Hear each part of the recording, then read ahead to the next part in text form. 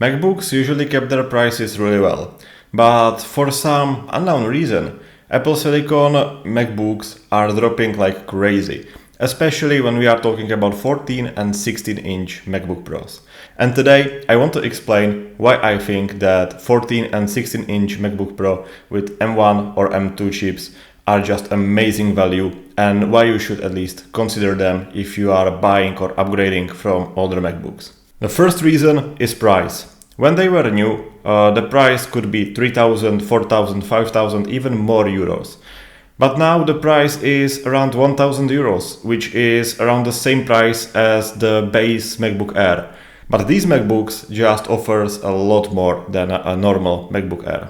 And first thing is specification, because base MacBook Air has 16GB of unified memory and 256GB of storage. Base variant of MacBook Pro has 16GB of unified memory and 512GB of storage. But quite often you will find custom configurations which have 32 or 64GB of unified memory and 1 or 2 terabytes of storage. Now, if you want to configure a MacBook Air to have more unified memory and more storage, the price just grows exponentially. You can get to 2 times the price very easily. But the price for used MacBook Pro is only a little bit different, around a few hundred euros, depending on the configuration and on the state of the MacBook, which is really great value in my opinion. And the best part is that I do not think that the chip is the problem. I'm cutting 4K videos. I know that the cutting is not something special, but still, it's 4K videos. I'm doing some data analysis, some little bit more difficult office work, but nothing really too hard. But I never get really close to consuming all the power which M1 Pro chip provides to me in my MacBook Pro. And I think that for 99% of people, the power which M1 Pro and M1 Max chip offers is just more than enough. But where I see problem is unified memory. I have 16 gigabytes in my case, and that's sometimes just not enough. You see, if you are just doing some light office work, 8 gigabytes might be enough for you. In that case, you can buy MacBook Air and be more than happy with that. But in case that you need something more difficult, you are doing data analysis, you are working with some larger Excel files or Word files, you need virtualization. Or maybe you want to play games or you want to cut videos and do some photo editing. 16 gigabytes might not be enough for you in that case, and you will pay through the nose if you are buying MacBook Air. But this will not let you down.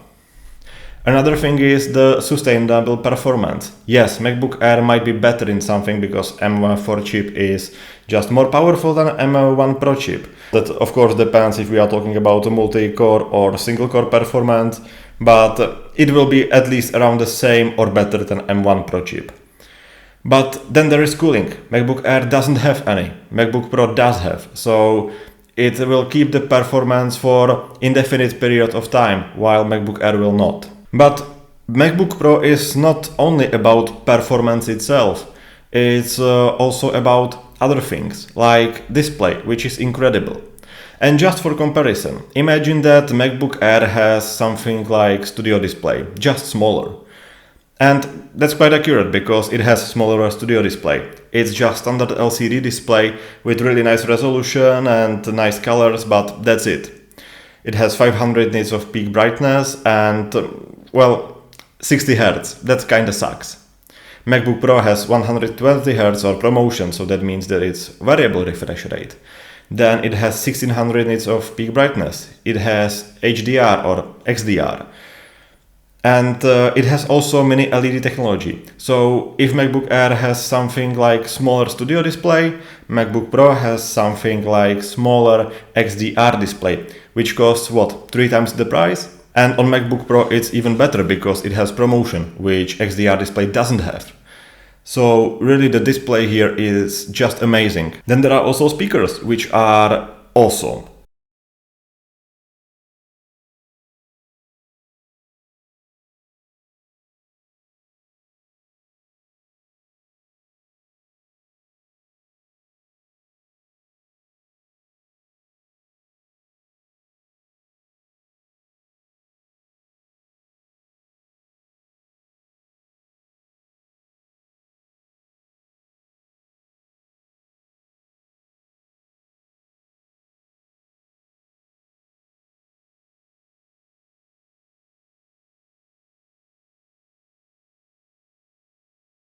Then there is connectivity. On MacBook Air you have MagSafe, 2 Thunderbolts, that's it. Here you have MagSafe, 3 Thunderbolts, HDMI. On M1 there is HDMI 2.0, which kinda sucks because it provides you only with 4K 60 resolution, nothing larger. Then there is also SD card reader and 3.5mm jack. Now, of course, there are some drawbacks. First is size. They are huge and they are heavy. If you compare them to MacBook Air, they are just way bigger and way heavier. And if you need your MacBook for traveling or you need to work on the commute, MacBook Air might be much better choice than MacBook Pro. Of course, that depends if you need the power, if you need the cooling, etc., etc. But still, for traveling, MacBook Air is just way better than MacBook Pro. But still, it's not too huge to travel, especially if you pick 14-inch variant. MacBook Pro might be okay, 16-inch is a little bit too large and too heavy. Another thing is that they are used MacBooks, and of course that there are some risk connected to that. You do not know who was using that, how it was used, in what state is battery and other things. But there are still some companies, either Apple itself when you can buy refurbished, or there are some other companies from which you can buy used MacBooks and you can even get some guarantee.